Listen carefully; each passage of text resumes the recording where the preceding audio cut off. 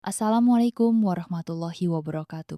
Halo semuanya, selamat datang di Cerita Ainun. Semoga kalian selalu diberikan kesehatan, kebahagiaan, dan rezeki yang berlimpah. Amin. Bayangkan, menikah dengan penuh harapan, membayangkan kebahagiaan bersama pasangan, tapi yang terjadi justru sebaliknya. Suami yang tidak pernah membela, mertua yang selalu ikut campur, hingga akhirnya sebuah keputusan besar harus diambil. Apakah Alia akan terus bertahan dalam hubungan yang hanya memberinya luka? Ataukah ia akan memilih jalan yang lebih berat demi menemukan kebahagiaan sejatinya? Kisah ini penuh dengan emosi, air mata, dan perjuangan seorang wanita untuk menemukan dirinya kembali. Jangan sampai kalian melewatkannya. Tonton sampai habis, karena setiap detiknya akan membuat kalian ikut merasakan pahit manisnya perjalanan Alia. Sebelum kita mulai, jangan lupa like, komen, dan subscribe channel ini agar tidak ketinggalan kisah-kisah menarik lainnya. Dan yang paling penting, nyalakan lonceng notifikasi supaya kalian selalu update video terbaru dari kami. Tanpa berlama-lama lagi, langsung aja kita mulai ceritanya. Selamat menonton. Alia menatap pantulan dirinya di cermin besar yang berdiri megah di sudut ruangan. Gaun pengantin berwarna putih gading itu membalut tubuhnya dengan sempurna, memberikan kesan anggun dan berkelas. Renda halus menghiasi bagian lengan dan rok panjangnya, membuatnya terlihat seperti seorang putri. Tapi anehnya, meski semua tampak begitu sempurna, hatinya justru dipenuhi kegelisahan yang sulit ia pahami. Seharusnya ini adalah hari yang paling membahagiakan dalam hidupnya. Ia akan menikah dengan Raka, laki-laki yang telah lama mengisi hatinya. Bersama, mereka membangun impian tentang rumah tangga yang harmonis, penuh cinta dan kebahagiaan. Namun, entah kenapa, sejak pagi tadi ada sesuatu yang mengganjal di dadanya. Seperti firasat samar bahwa tidak semua akan berjalan sesuai harapannya. Ya ampun Alia, kau cantik sekali, seru Nadia, sahabatnya, yang tiba-tiba muncul dari belakang. Aku sampai iri melihatmu. Alia menoleh dan tersenyum tipis. Terima kasih Nady. Namun, Nadia yang sudah lama mengenalnya bisa merasakan ada sesuatu yang tidak beres. Ia mengerutkan kening dan mendekati Alia, lalu menepuk bahunya dengan lembut. Kau kenapa? Kok wajahmu seperti orang yang sedang ragu? Tanyanya dengan nada khawatir. Alia menghela napas panjang sebelum menjawab. Aku tidak tahu, Nedy. Seharusnya aku bahagia kan? Tapi ada sesuatu yang membuatku merasa tidak nyaman. Nadia menatapnya dengan penuh perhatian. Kau gugup? Itu wajar, Alia. Kau akan menikah. Siapapun pasti akan merasa seperti ini. Alia mengangguk pelan. Mungkin memang hanya gugup biasa. Namun, perasaan itu semakin kuat ketika pintu ruang rias terbuka dan seseorang masuk dengan langkah anggun namun penuh wibawa. Seorang wanita paruh baya dengan kebaya berwarna emas yang tampak begitu mewah. Wajahnya teduh, namun sorot matanya tajam dan sulit ditebak. Rani, ibu dari calon suaminya, Raka. Alia segera berdiri dan tersenyum sopan. Ibu. Rani menatapnya sekilas sebelum berjalan mendekat. Tanpa banyak bicara, wanita itu langsung merapikan rambut di sisi wajah Alia, membetulkan posisi selendang di bahunya. Kamu tahu, menikah bukan hanya tentang cinta, ucap Rani pelan tapi penuh tekanan. Ada tanggung jawab besar di dalamnya. Alia menelan ludah. Kata-kata itu terdengar seperti nasihat biasa, tapi intonasinya membuat dada Alia terasa sesak. Iya, Bu. Saya mengerti. Jawabnya hati-hati. Rani tersenyum kecil, tapi ada sesuatu di balik senyumnya yang membuat Alia semakin gelisah. Suasana semakin canggung sampai pintu kembali terbuka. Kali ini, seorang pria masuk dengan jas pengantin hitam yang membuatnya terlihat begitu gagah. Raka. Tatapan lelaki itu langsung tertuju pada Alia, dan senyumnya mengembang. Sayang, sudah siap? Alia mencoba membalas senyumnya, meski hatinya masih dipenuhi kegelisahan. Ia mengangguk. Siap. Raka meraih tangannya dan menggenggamnya erat. Seharusnya sentuhan itu menenangkan, Tapi entah mengapa, perasaan aneh itu tidak kunjung hilang. Di sisi lain, Rani mengamati keduanya dengan ekspresi yang sulit ditebak. Sekilas, Alia menangkap tatapan yang penuh arti dari ibu mertuanya itu. Ada sesuatu di sana, sesuatu yang tidak bisa dijelaskan dengan kata-kata, tapi cukup untuk membuat Alia semakin yakin bahwa ada sesuatu yang tidak beres. Ia menipis pikirannya. Ini hanyalah kecemasan sebelum menikah. Semua akan baik-baik saja. Tapi jauh di lubuk hatinya, ada bisikan kecil yang mengatakan bahwa kehidupan pernikahannya dengan Raka tidak akan berjalan seperti yang ia impikan. Dan ia belum tahu bahwa firasatnya itu akan segera menjadi kenyataan. Sudah seminggu sejak pernikahannya dengan Raka, dan kehidupan baru Alia sebagai seorang istri ternyata tidak semudah yang ia bayangkan. Di dalam rumah mewah keluarga Raka, ia tidak hanya harus beradaptasi dengan suaminya, tetapi juga dengan ibu mertuanya, Bu Mirna, yang ternyata memiliki ekspektasi tinggi terhadap dirinya. Sejak hari pertama, Alia sudah merasakan tekanan yang datang dari wanita itu. Pagi ini, Alia bangun lebih awal untuk membantu menyiapkan sarapan. Ia ingin menunjukkan bahwa dirinya bisa menjadi istri yang baik. Dengan cekatan, ia memasak nasi goreng dan menyiapkan teh hangat di meja makan. Namun, belum sempat ia merasa puas dengan hasil masakannya, suara langkah kaki terdengar dari arah tangga. Bu Mirna berjalan mendekat dengan ekspresi yang sulit ditebak. "Kamu yang masak ini?" tanyanya dengan nada datar.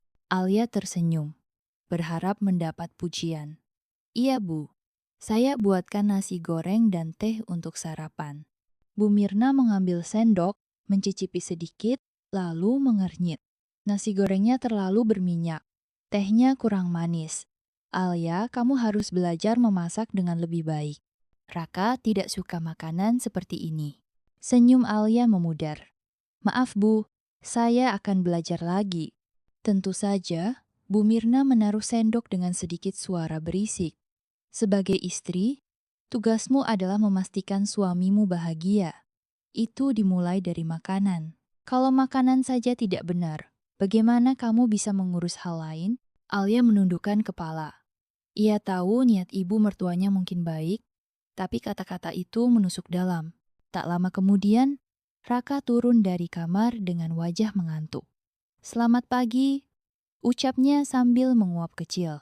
Alia tersenyum, mencoba menyembunyikan kekecewaannya. "Pagi, Mas. Aku sudah siapkan sarapan." Raka duduk dan mengambil sendok.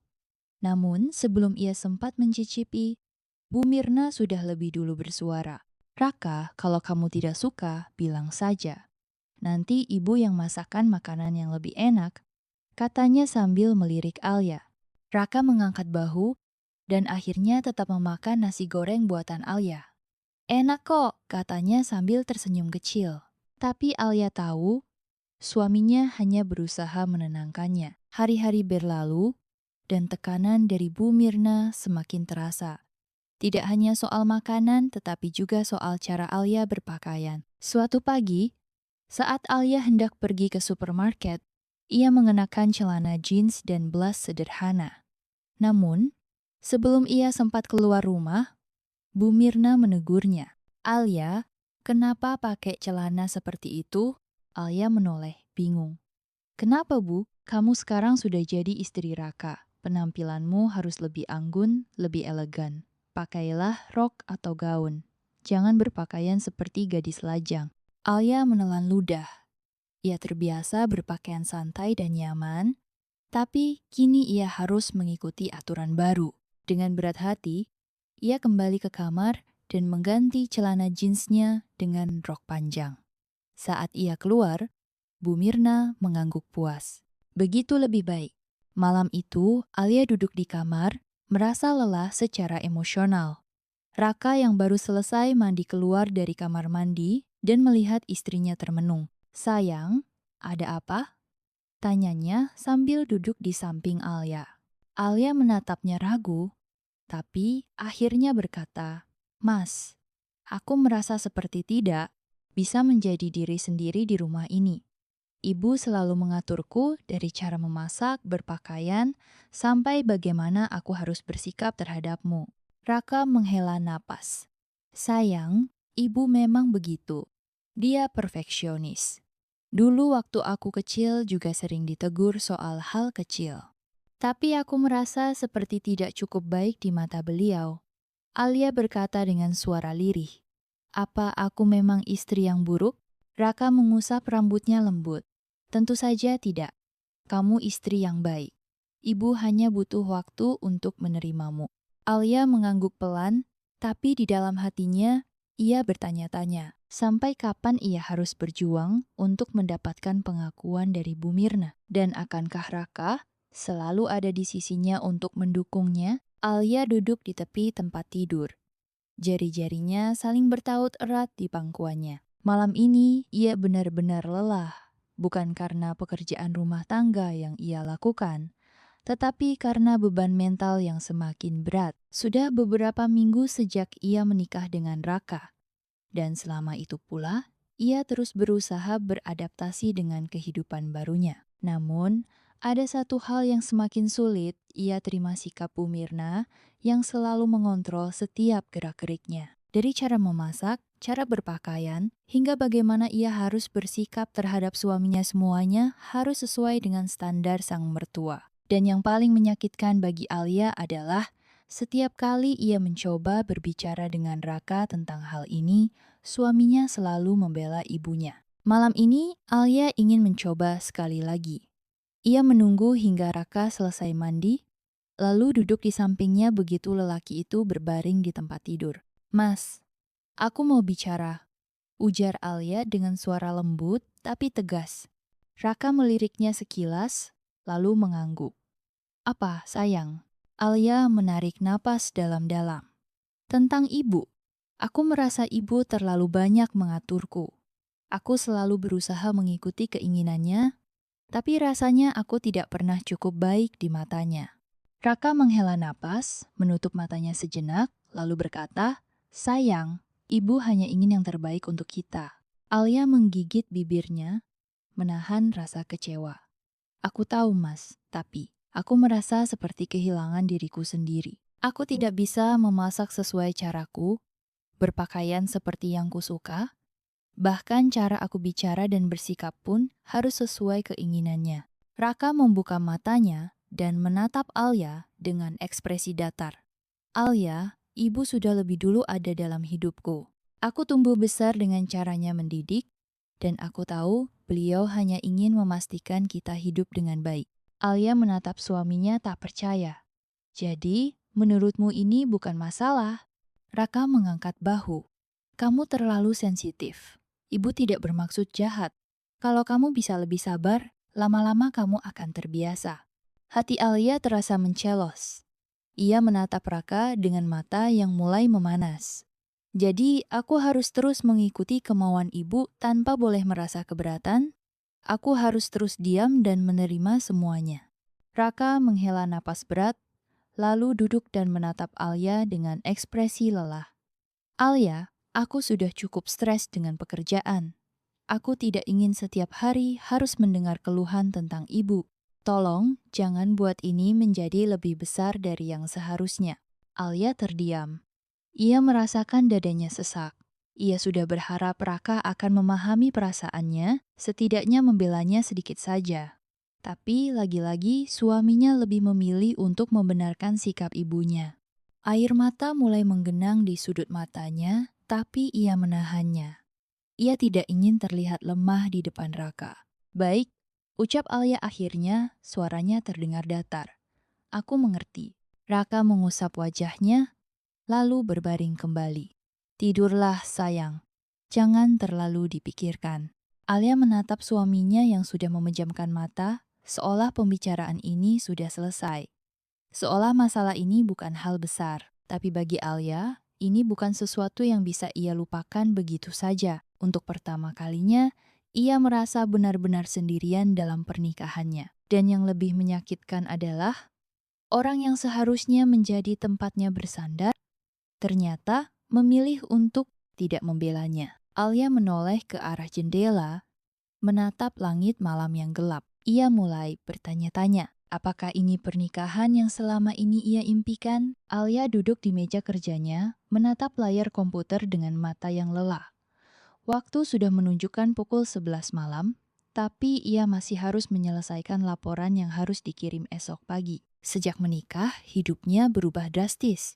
Ia bukan hanya harus mengurus rumah dan memenuhi semua tuntutan Bu Mirna, tapi juga harus tetap bekerja untuk membantu keuangan keluarga. Awalnya, ia berpikir pernikahan adalah tentang berbagi saling menopang dalam suka dan duka.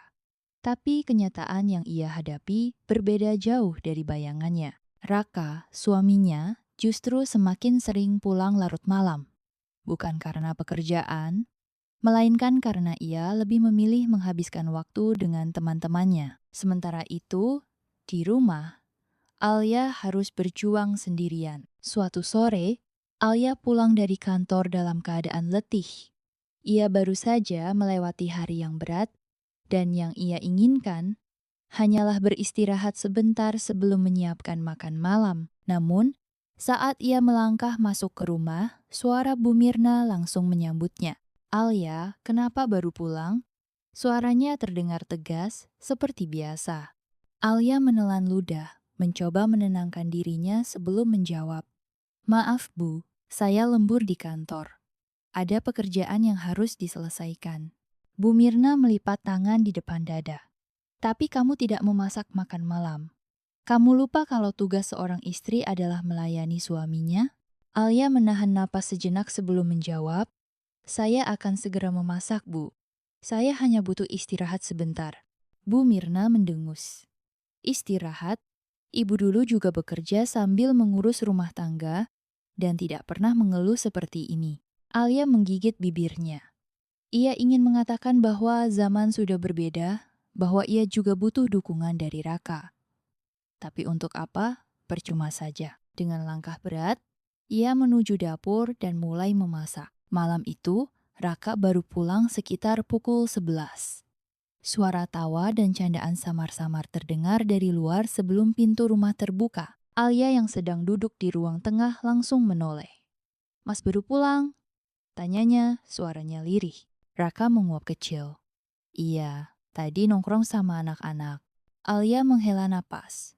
Mas, aku capek. Aku harus bekerja dan mengurus rumah sendirian. Sementara Mas, apalagi sih Alia? Raka memotong, suaranya terdengar kesal. Aku cuma butuh sedikit hiburan. Aku kerja juga kan. Aku capek, aku stres, jadi aku butuh waktu sama teman-temanku. Alia menatap suaminya dengan kecewa. Aku juga kerja, Mas. Tapi aku masih harus memasak, mengurus rumah, dan menghadapi semua tuntutan ibumu.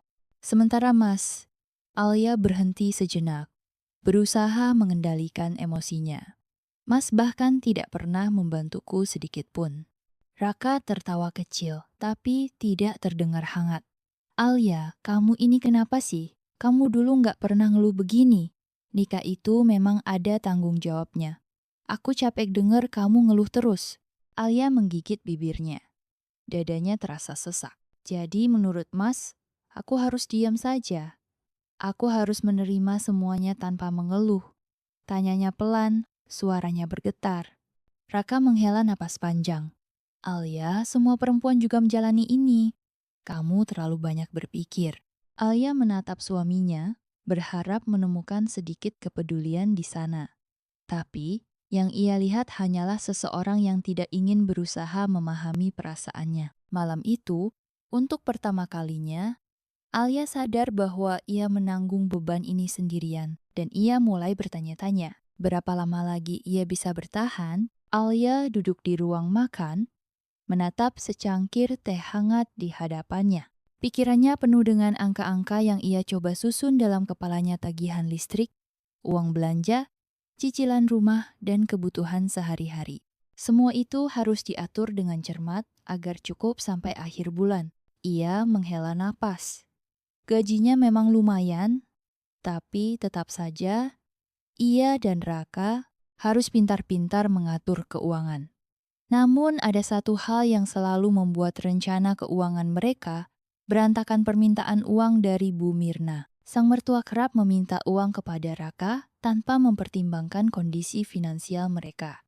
Awalnya Alia tidak terlalu memikirkan hal itu.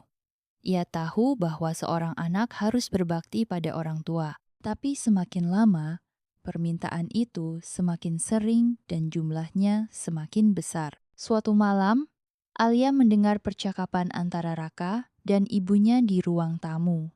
Ia tidak berniat menguping, tapi suara Bu Mirna cukup keras untuk terdengar sampai ke dapur. "Raka, ibu butuh uang lagi bulan ini," kata Bu Mirna dengan nada biasa, seolah itu bukan masalah besar.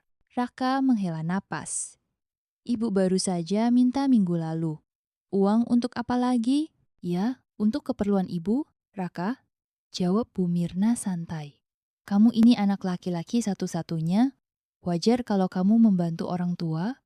Masa kamu pelit sama ibu sendiri?" Alia berhenti mengaduk teh yang sedang ia buat. Ada sesuatu di dalam hatinya yang terasa tidak nyaman. "Tapi Bu, kondisi keuangan kami juga harus diatur. Alia juga sudah bekerja keras untuk bantu ekonomi keluarga," kata Raka, terdengar ragu. Istri memang seharusnya membantu suami. Itu sudah kewajibannya, balas Bu Mirna cepat. "Ibu ini orang tuamu, Raka. Kalau bukan kamu yang bantu, siapa lagi?" Alia meremas gagang cangkirnya. Dadanya terasa sesak. Malam itu, setelah Bu Mirna masuk ke kamarnya, Alia memberanikan diri untuk berbicara dengan Raka. "Mas," panggilnya pelan. Raka yang sedang berbaring di tempat tidur menoleh. Aku dengar ibu minta uang lagi," kata Alia, suaranya hati-hati. Raka langsung memasang ekspresi tidak nyaman.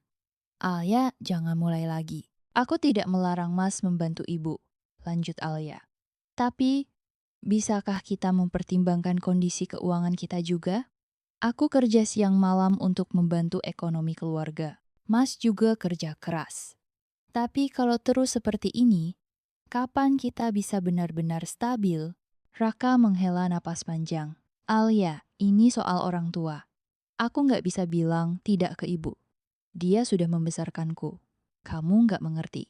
Alia menatap suaminya dengan kecewa. "Aku mengerti, Mas. Tapi bagaimana dengan kita? Bagaimana dengan masa depan kita? Bukankah kita juga harus menabung untuk kehidupan kita sendiri?" Raka menutup matanya sebentar, lalu menggeleng. "Sudahlah, Alia. Aku nggak mau ribut soal ini." Alia terdiam. Ia ingin berdebat, ingin menjelaskan bahwa ini bukan sekadar masalah uang, tapi masalah keseimbangan dalam rumah tangga mereka. Tapi percuma. Raka sudah menutup telinga, dan lagi-lagi, Alia merasa suaminya tidak berpihak padanya. Malam itu, ia duduk lama di pinggir tempat tidur, menatap kosong ke arah jendela. Ia mulai bertanya-tanya, sampai kapan ia harus terus mengalah, dan apakah ada tempat baginya dalam pernikahan ini. Malam itu, Alia duduk di tepi ranjang, memandangi bayangan dirinya di cermin. Raut wajahnya tampak lelah. Matanya sembab akibat terlalu sering menahan air mata yang enggan ia tumpahkan. Di kamar sebelah, ia masih bisa mendengar suara Bu Mirna yang berbicara di telepon. Sudah hampir tengah malam, tapi ibunya Raka itu masih saja sibuk membahas sesuatu dengan seseorang. Suara itu menusuk telinganya, membuat kepalanya semakin sakit. Ia menarik napas panjang dan mengembuskannya perlahan. "Aku harus bicara dengan Raka." Sore tadi saat ia pulang kerja, Alia mendapati rekening tabungan mereka berkurang drastis. Ia terkejut, sebab seingatnya uang itu seharusnya cukup untuk kebutuhan 1 bulan ke depan. Tanpa pikir panjang, ia langsung menghubungi Raka. "Mas, ini uang di rekening kita kenapa berkurang banyak?" tanyanya dengan nada cemas. "Oh itu, aku transfer ke ibu," jawab Raka santai. Alia mengernyit. "Berapa yang Mas transfer?" Raka terdiam sejenak. 5 juta. Jantung Alia berdegup kencang. 5 juta, Mas, itu hampir setengah dari tabungan kita. "Iya, terus kenapa? Ibu butuh uang." Alia menekan dadanya yang terasa sesak. "Mas, kita juga butuh uang. Kita punya tagihan, kebutuhan sehari-hari. Aku juga kerja banting tulang supaya kita bisa hidup nyaman. Kenapa Mas nggak bilang dulu?" Suara Raka terdengar tak sabar. Alia, ini bukan hal besar. Itu ibu sendiri, bukan orang lain. Alia menggigit bibirnya, menahan amarah yang mulai naik ke permukaan. Tapi ini juga rumah tangga kita, Mas. Kenapa aku nggak pernah diajak bicara soal keuangan? Kenapa semua keputusan selalu Mas yang ambil sendiri? Raka mendengus. Aku nggak ngerti kenapa kamu mempermasalahkan ini. Sudah deh, aku sibuk. Nanti kita omongin lagi. Klik. Telepon terputus begitu saja. Alia kembali ke kenyataan, duduk di ranjang dengan perasaan yang bercampur aduk. Raka akhirnya pulang sekitar pukul 10 malam. Ia tampak lelah, tapi tetap menyempatkan diri mengobrol sebentar dengan ibunya sebelum masuk ke kamar. Tanpa melihat Alia, Raka langsung membuka ponselnya dan berbaring di tempat tidur. Alia menguatkan hatinya. Mas, kita perlu bicara. Ucapnya pelan. Raka masih fokus pada layar ponselnya. Tentang apa? Mas tahu soal tabungan kita yang mulai menipis, kan? Raka menghela napas lalu meletakkan ponselnya dengan malas. Alia, aku sudah bilang, ini nggak perlu dibahas lagi. Alia menatap suaminya dengan ekspresi terluka. Aku berhak tahu, Mas. Ini juga tentang masa depan kita. Aku bekerja keras, aku ikut mencari nafkah, tapi kenapa aku nggak pernah diajak bicara setiap kali? Mas kasih uang ke ibu? Raka duduk dan menatap Alia dengan tatapan lelah. Alia, aku anak laki-laki satu-satunya. Sudah seharusnya aku mengurus ibu. Aku nggak bisa bilang tidak ke beliau. Alia menggigit bibirnya, mencoba menahan emosinya. Aku nggak melarang Mas membantu ibu. Tapi bisakah kita atur semuanya dengan baik? Kita juga harus menyiapkan masa depan kita. Tiap kali ibu minta sesuatu, aku harus mikir panjang. Aku ini suaminya kamu atau anaknya ibu? Raka menatap Alia tajam. Alia terdiam. Hatinya semakin sakit mendengar kata-kata itu. Mas nggak pernah memikirkan perasaanku ya? Ucap Alia lirih. Raka menghela napas kasar. Kamu terlalu sensitif, Alia. Semua ini biasa dalam pernikahan. Alia menggeleng, matanya mulai berkaca-kaca. Bukan, Mas. Yang biasa dalam pernikahan adalah ketika suami dan istri bisa saling mendukung. Bukan ketika salah satunya harus menanggung semuanya sendirian. Raka tak menjawab. Ia hanya mengambil kembali ponselnya, seolah percakapan itu tak penting. Alia menatap suaminya yang kini sudah kembali tenggelam dalam layar ponselnya.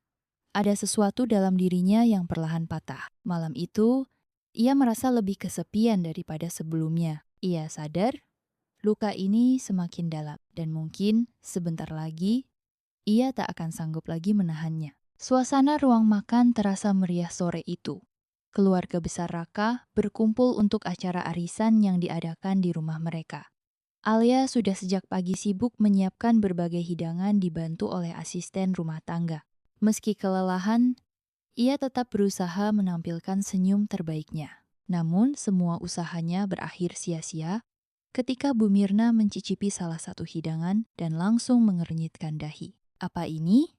Suara Bu Mirna menggema, membuat semua orang di meja makan menoleh. Alia yang saat itu sedang menuangkan minuman untuk para tamu, refleks menegakkan tubuhnya.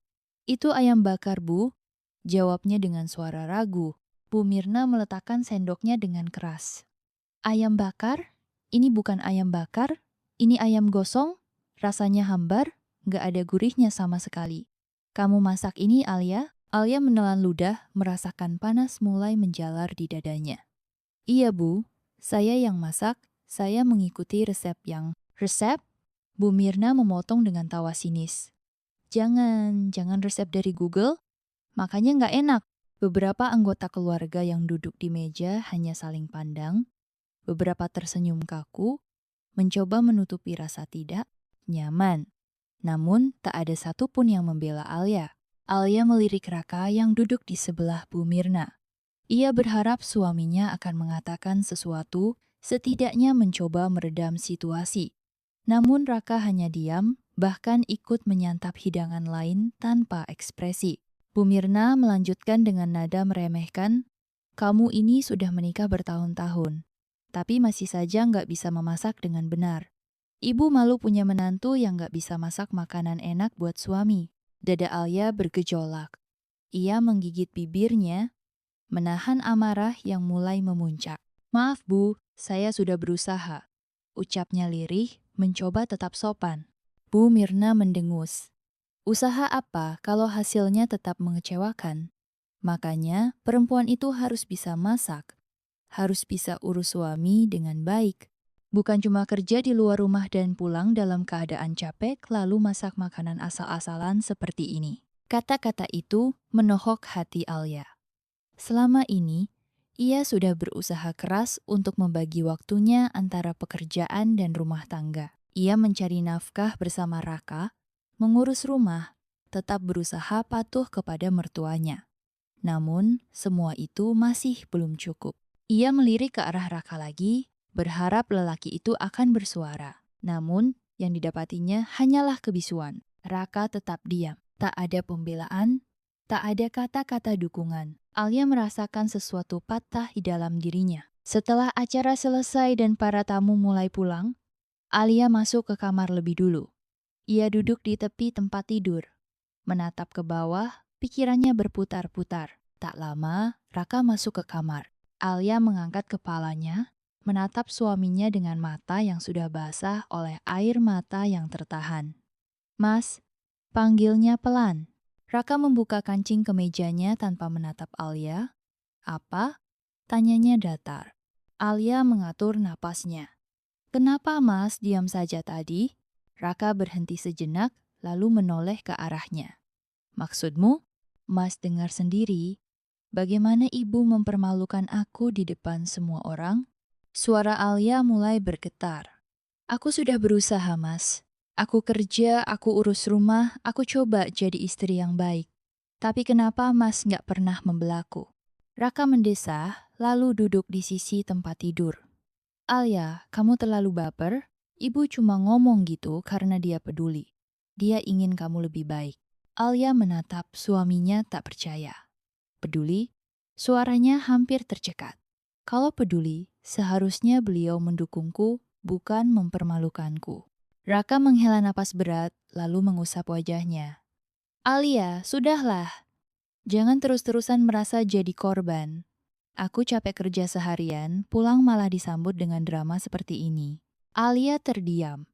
Kata-kata itu bagaikan pisau yang menusuk hatinya. Jangan terus-terusan merasa jadi korban. Jadi, selama ini semua yang ia rasakan hanya dianggap berlebihan. Luka yang terus terbuka, ketidakadilan yang ia hadapi, semua itu hanya dianggapnya sebagai keluhan semata. Alia menatap suaminya, dan untuk pertama kalinya, ia merasa seperti sedang berbicara dengan orang asing. Ia menarik napas panjang, berusaha mengendalikan emosinya. Lalu, dengan suara yang lebih tenang namun penuh kepedihan, ia berkata, Mas, aku nggak tahu sampai kapan aku bisa bertahan seperti ini. Raka menoleh dengan dahi berkerut. Apa maksudmu? Alia menelan ludah, menahan air mata yang ingin jatuh. Aku lelah, Mas. Aku lelah selalu diperlakukan seperti ini. Dan Mas hanya diam saja. Raka tak langsung menjawab. Ia menatap Alia beberapa detik sebelum akhirnya mengalihkan pandangannya ke arah lain. Jadi, kamu mau apa? Tanyanya dengan nada dingin. Alia tersenyum miris. Aku juga sedang mencari jawabannya. Malam itu, untuk pertama kalinya, Alia tidak menangis lagi. Bukan karena ia tidak terluka, tapi karena hatinya sudah mulai kebas. Dan mungkin, kesabarannya sudah benar-benar habis. Pagi itu setelah Raka berangkat kerja dan Bu Mirna pergi ke arisan, Alia duduk termenung di ruang tamu. Hatinya terasa berat.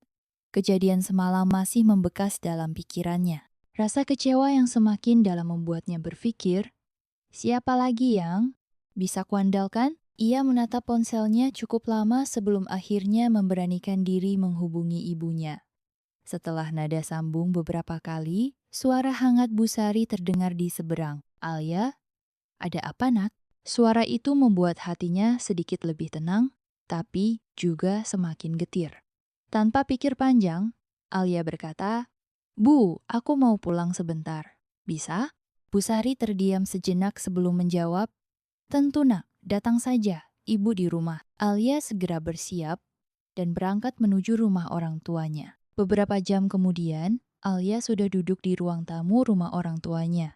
Bau masakan khas ibunya tercium dari dapur, memberi sedikit ketenangan di hatinya. Namun, perasaan itu tak bertahan lama. Ada banyak hal yang harus ia keluarkan dari hatinya. Bu Sari duduk di hadapannya, menatap putrinya dengan penuh perhatian. "Alia, kamu ini kenapa? Tumben datang sendiri, tanpa Raka?" Tanyanya dengan nada lembut namun penuh selidik. Alia menunduk, meremas jemarinya sendiri. "Bu, aku ingin cerita. Pak Budi, ayahnya, yang sejak tadi membaca koran, akhirnya menurunkan lembaran yang dipegangnya dan mulai memperhatikan." "Kenapa nak? Ada masalah?" tanya Bu Sari dengan khawatir. Alia menelan ludah, mencoba menahan gejolak dalam hatinya. Aku merasa kesepian di rumah, Bu." Bu Sari mengernyit. "Maksudnya, Raka nggak pernah membelaku di depan ibu mertuaku?" Alia akhirnya berkata dengan suara lirih. "Aku sudah berusaha menyesuaikan diri, tapi rasanya aku nggak pernah cukup baik di mata beliau. Apapun yang kulakukan selalu salah di matanya. Aku sudah berusaha, Bu, tapi tetap saja." Bu Sari terdiam sesaat sebelum berkata, "Alia, kamu itu menantu. Wajar kalau harus beradaptasi dengan mertua. Semua perempuan yang menikah juga begitu." Alia mendongak, menatap ibunya dengan nanar. "Tapi ibu mertua sering merendahkanku di depan orang lain."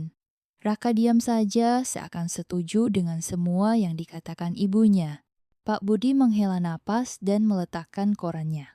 "Nak, suami itu pemimpin rumah tangga. Kadang mereka juga bingung harus berada di pihak siapa. Mungkin Raka juga dalam posisi sulit." Alia menatap ayahnya dengan mata berkaca-kaca. "Jadi, aku yang harus terus mengalah, ya?" Pak Budi mengangguk pelan. "Bukan begitu. Tapi mempertahankan pernikahan itu butuh usaha dari dua belah pihak. Kamu jangan cepat menyerah." Alia meremas jemarinya semakin erat. "Tapi, ya, aku sudah mencoba. Aku sudah bertahan sejauh ini, aku sudah bersabar. Tapi aku merasa sendirian. Raka tidak pernah ada untukku. Aku harus bekerja, mengurus rumah, menyesuaikan diri dengan tuntutan ibu mertua, dan sekarang aku bahkan tak bisa mengeluh. Karena setiap kali aku bicara, semua orang hanya menyuruhku sabar." Bu Sari mengelus tangan putrinya. "Alia, pernikahan itu nggak selamanya indah. Kamu harus kuat. Jangan biarkan emosi sesaat membuatmu mengambil keputusan yang salah." Alia menatap ibunya dengan perasaan campur aduk. Emosi sesaat, jadi semua luka yang ia pendam selama ini dianggap hanya emosi sesaat. Ia menggeleng pelan, mencoba memahami kata-kata ibunya, tapi semakin ia berpikir, semakin terasa menyakitkan. "Bu ya," suaranya terdengar lebih pelan. "Kalau kesabaran itu membuatku sakit, apakah aku tetap harus bertahan?" Bu Sari terdiam sesaat sebelum berkata, "Rumah tangga itu nggak bisa dibangun hanya dengan perasaan. Kamu harus pakai akal sehat juga. Kalau ada masalah, selesaikan baik-baik dengan Raka. Jangan sampai menyesal di kemudian hari." Alia menelan ludah. Ia merasa seakan berbicara dengan dinding. Dia sudah mencoba bicara dengan Raka. Dia sudah mencoba menyelesaikannya baik-baik. Tapi Raka tak pernah mau mendengar. Ia menunduk, merasa semakin terjebak. Setelah beberapa saat, ia akhirnya bangkit dari duduknya. "Terima kasih, Bu ya. Aku pamit dulu." Bu Sari tampak kaget. "Kok buru-buru? Makan siang dulu, Nak." Alia tersenyum kecil. "Nggak usah, Bu. Aku harus pulang." Bu Sari menatapnya dengan khawatir. "Jangan banyak pikiran ya. Alia, sabar nak, semua ini akan membaik kalau kamu tetap bertahan." Alia hanya mengangguk. Namun, dalam hatinya, ia tahu bertahan tidak selalu membuat keadaan membaik. Kadang, bertahan hanya memperpanjang luka. Ia berjalan keluar rumah dengan langkah berat. Namun ada sesuatu yang perlahan mulai berubah dalam dirinya. Untuk pertama kalinya, Alia mulai bertanya-tanya apakah benar sabar adalah satu-satunya pilihan. Malam itu, Alia duduk di kamar dengan perasaan penuh gejolak. Pertemuan dengan orang tuanya siang tadi tidak memberinya ketenangan. Ia berharap ada tempat bersandar, tapi yang ia dapatkan hanya nasihat untuk terus bertahan dan bersabar. Namun sampai kapan? Sudah bertahun-tahun ia berusaha bertahan dan menelan semua luka dalam diam. Tapi sekarang rasanya ia sudah tidak sanggup lagi. Alia menarik napas panjang, menatap pintu kamar yang sebentar lagi akan dibuka oleh Raka. Ia tahu ini waktunya berbicara. Ia tidak akan mundur lagi. Tak lama, pintu terbuka. Raka masuk dengan santai, melepaskan jam tangannya, lalu membaringkan diri di tempat tidur tanpa memandang Alia.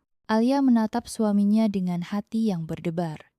Ia tahu, jika ia tidak mengeluarkan unek-uneknya sekarang, ia akan terus tenggelam dalam kesakitan ini. Raka, panggilnya, suaranya sedikit bergetar. Raka menjawab tanpa menoleh. Alia menelan ludah. Aku mau bicara. Kali ini Raka menoleh meski ekspresinya tetap santai. Bicara apa? Aku capek, Alia. Baru pulang kerja, jangan tambah beban. Alia mengepalkan tangannya di atas pangkuan. Ini penting, ujarnya tegas. Raka menghela napas, lalu duduk bersandar di kepala tempat tidur. Oke, cepat, ada apa? Alia menatap suaminya dalam-dalam. Aku capek, Raka. Raka mengernyit. Capek kenapa? Kan kamu gak kerja hari ini. Alia tersenyum miris. Bukan capek fisik, tapi capek hati. Raka tertawa kecil. Kamu ini ada-ada saja. Capek hati kenapa? Hidup kita baik-baik saja, kan? Alia merasakan dadanya semakin sesak. Baik-baik saja? Kamu pikir aku baik-baik saja? Hidupku penuh tekanan, Raka. Aku harus mengurus rumah, bekerja, dan di saat yang sama, aku selalu dikritik oleh ibumu. Apapun yang kulakukan selalu salah di matanya. Dan yang paling menyakitkan, kamu tidak pernah membelaku. Raka mendengus terlihat tidak suka dengan pembicaraan ini. Alia, kamu mulai lagi? Aku sudah bilang, ibu hanya ingin yang terbaik untuk kita. Dia nggak bermaksud jahat. Alia tertawa sinis. Yang terbaik, dia merendahkanku di depan keluarga besar, menyuruhku melakukan semua hal dengan cara yang dia mau, bahkan ikut campur dalam keuangan rumah tangga kita. Itu menurutmu hal yang wajar? Alia, Raka menatapnya dengan tatapan memperingatkan. Jangan bawa-bawa ibu. Aku nggak suka. Alia menggeleng. Air matanya mulai menggenang. Selama ini aku diam, Raka. Aku bertahan, aku mencoba memahami. Tapi apa yang kudapat? Kamu selalu membela ibumu, dan aku dibiarkan sendirian menanggung semuanya. Raka mendengus, lalu bangkit berdiri. Alia, aku lelah. Aku nggak mau bertengkar soal ini. Kamu terlalu berlebihan. Alia ikut berdiri, tatapannya penuh kekecewaan. Aku berlebihan. Aku hanya ingin dihargai sebagai istri, sebagai menantu. Aku ingin kamu membelaku. Itu terlalu berlebihan. Raka menatapnya tajam. Kamu tahu nggak, Alia? Masalah kamu itu, satu, kamu terlalu sensitif. Kamu terlalu membesar-besarkan hal kecil. Alia terdiam, dadanya terasa seperti ditikam. Hal kecil, rasa sakit yang ia pendam selama ini dianggap hal kecil. Alia menggeleng dengan senyum pahit. Jadi selama ini, aku yang salah? Aku yang terlalu sensitif? Raka mengangkat bahu. Aku cuma bilang, kamu harus belajar menerima. Semua perempuan lain juga menghadapi mertua seperti kamu, tapi mereka nggak mengeluh seperti ini. Alia tertawa kecil, tapi air matanya jatuh. Jadi aku harus seperti mereka, menelan semua sakit dalam diam? Raka menghela napas lalu menatap Alia dengan dingin. Kalau kamu nggak bisa sabar, mungkin kamu harus berpikir lagi soal pernikahan ini. Alia membeku. Itu ancaman, dadanya sesak, tapi di saat yang sama, ada sesuatu dalam dirinya yang perlahan berubah. Dulu, mungkin ucapan itu akan membuatnya takut. Dulu, mungkin ia akan langsung menangis dan meminta maaf. Tapi sekarang kata-kata Raka justru membuatnya sadar. Baik, Alia berkata pelan, tapi suaranya terdengar mantap. Aku akan memikirkannya. Raka menatapnya seakan tak percaya. Maksud kamu? Alia mengusap air matanya, lalu menatap Raka dengan mata yang sudah tidak lagi penuh harapan. Aku akan memikirkan ulang pernikahan ini, seperti yang kamu bilang. Raka tampak terkejut, tapi ia tidak mengatakan apa-apa. Alia menatapnya sekali lagi sebelum berbalik, berjalan menuju lemari, dan mengambil selimut serta bantal. Kamu mau kemana? Raka bertanya. Kini terdengar sedikit gelisah. Alia menoleh sekilas. Aku tidur di kamar tamu. Aku butuh waktu untuk berpikir. Raka menghela napas panjang. Alia, kamu ini kenapa sih? Jangan drama. Alia tersenyum tipis. Aku bukan drama. Aku hanya sudah lelah.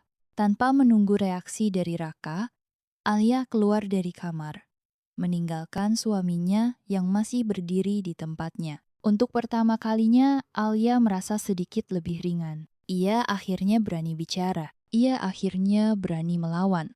Dan untuk pertama kalinya, ia benar-benar mempertimbangkan sesuatu yang selama ini selalu ia tolak dalam pikirannya. Apakah pernikahan ini masih layak untuk dipertahankan? Alia duduk di kamar tamu dengan tatapan kosong. Malam itu terasa lebih dingin dari biasanya, bukan karena suhu udara, tetapi karena hatinya yang semakin membeku. Pikirannya terus berputar, mengulang-ulang kejadian tadi bagaimana Raka menganggap semua perasaannya sebagai hal kecil. Bagaimana ia merasa sendirian, dan bagaimana untuk pertama kalinya ia benar-benar mempertimbangkan sesuatu yang selama ini ia takuti. Pergi. Ia menarik napas dalam-dalam. Apakah ia benar-benar siap untuk meninggalkan pernikahan ini? Pikirannya melayang ke hari pernikahannya dulu, bagaimana ia berdiri di pelaminan dengan senyum penuh harapan, membayangkan kehidupan rumah tangga yang bahagia bersama Raka. Tapi kenyataan yang ia jalani jauh dari bayangan itu. Ia bertahan selama ini karena cinta. Tapi sekarang, apakah cinta itu masih ada atau hanya tinggal luka? Keesokan paginya, Alia bangun lebih awal. Ia tidak ingin bertemu Raka atau Bu Mirna. Ia ingin sendiri, ingin berpikir dengan jernih. Saat ia sedang memasukkan pakaian ke dalam koper kecil, ponselnya bergetar. Sebuah pesan dari sahabatnya, Dina. Dina, Alia, kamu baik-baik aja? Aku mimpi buruk semalam, kayaknya tentang kamu. Aku kepikiran banget. Alia tersenyum kecil. Sahabatnya itu memang selalu bisa merasakan jika ada sesuatu yang tidak beres dengannya. Alia, aku nggak tahu, Din. Aku capek. Tak butuh waktu lama, Dina langsung menelponnya. Alia, kamu di mana? Aku bisa datang? Alia menghela napas. Aku di rumah, tapi aku lagi mau pergi sebentar, Din. Aku butuh waktu sendiri. Pergi kemana? Dina terdengar khawatir. Aku belum tahu. Alia mengakui. Aku cuma butuh menjauh dari sini sebentar. Dina terdiam beberapa saat sebelum berkata, Alia, kamu nggak harus menghadapi ini sendirian. Kalau kamu butuh tempat, kamu bisa ke apartemenku. Alia tertegun. Ia tidak menyangka Dina akan menawarkan tempat tinggal. Aku nggak mau merepotkan, katanya pelan. Hei, jangan bilang gitu. Aku sahabat kamu. Kalau kamu butuh tempat buat menenangkan diri, apartemenku selalu terbuka buat kamu. Alia menggigit bibirnya. Matanya terasa panas. Ia tidak menyangka ada seseorang yang benar-benar peduli padanya di saat ia merasa paling sendirian. Oke, Alia akhirnya berkata, aku akan ke sana. 1 jam kemudian, Alia sudah berdiri di depan apartemen Dina. Begitu pintu terbuka, Dina langsung memeluknya erat. Kamu pasti udah lama banget nyimpen semua ini sendiri, bisik Dina. Alia menutup matanya, menahan air mata yang ingin jatuh. Aku nggak tahu harus gimana, Din. Dina melepaskan pelukannya dan menatap sahabatnya dengan penuh keseriusan. Alia, kalau pernikahan ini cuma bikin kamu sakit, kamu nggak harus bertahan. Kamu berhak bahagia. Alia menatap sahabatnya, dadanya bergetar. Tapi, bagaimana kalau aku salah? Bagaimana kalau aku menyesal? Dina menggeleng. Kamu udah bertahun-tahun berusaha, Alia. Kalau selama ini kamu nggak pernah bahagia, itu bukan salah kamu. Itu tanda kalau ada yang salah dengan pernikahan ini. Alia terdiam. Kata-kata Dina begitu sederhana, tapi begitu dalam. Ia menghela napas panjang, lalu berkata pelan, "Aku ingin pergi, Din. Aku ingin meninggalkan semua ini." Dina tersenyum lembut. "Kalau itu yang terbaik buat kamu, aku akan selalu ada di sampingmu." Untuk pertama kalinya setelah sekian lama, Alia merasa sedikit lebih ringan. Ia belum tahu bagaimana akhirnya nanti, tapi satu hal yang pasti, ia tidak akan membiarkan dirinya terus tersakiti. Ia berhak memilih kebahagiaannya sendiri. Alia kembali ke rumah dengan perasaan campur aduk.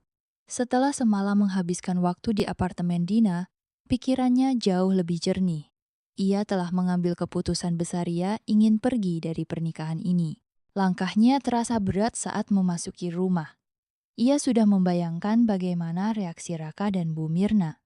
Tapi ia tidak akan mundur. Saat ia baru saja menutup pintu, suara Bu Mirna langsung menyambutnya.